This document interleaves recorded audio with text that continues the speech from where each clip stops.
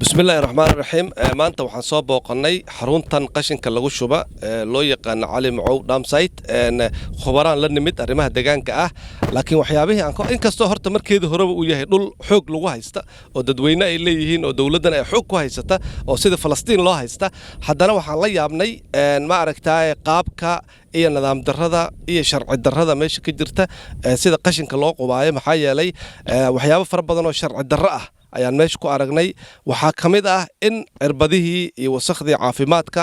oo run ahaantii aaban laga rabinba in la quba oo ay ahayd in la guba in meeshii lagu soo guray oo ay ka buuxaan waxaana ka sii daran in xoola meeshii way iska furan tahay xoolihii ayaa soo galay waxayna dul fadhiyaan oo kor taagan yihiin oo cunayaan goobtii ay cirbadihii iyo wasakhdii isbitaalka iyo gabdhaha u mulay ma dheertoodii wix lagu soo daadi ay kor taagan yihiin xoolihii waxa kale oo taa ka sii daran ma aragtay wixii aragtay dadku xoolihii dhintay lagu soo qubay oo meeshina xaafad waa dadkii dariski kama joogi karaan waxa soo dhan ka sii daran oo mucjiso ah wixii saxaradii ama siiwajkii oo ay ahayd in haddii hawada lagu sii daynayo in marka hore laga shaqeeyo oo waxyaabaha dadka dhibaya laga bixiyo ayagoo sidoodii ah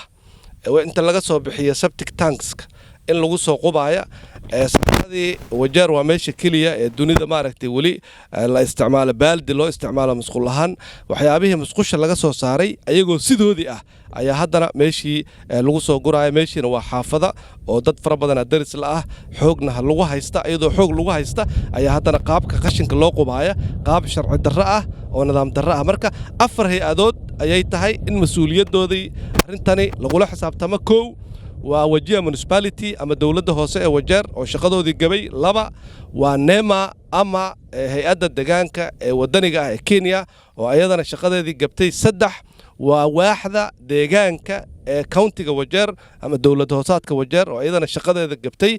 iyo afar waaxda caafimaadka dadweynaha public health oo ayagana u muuqdaan inay ku fashilmeen afartaad hay-adood waxay tahay in ma aragtay maxkamad lala tiigsada oo lala xisaabtama waana la xisaabtami doonaa insha Allah ta'ala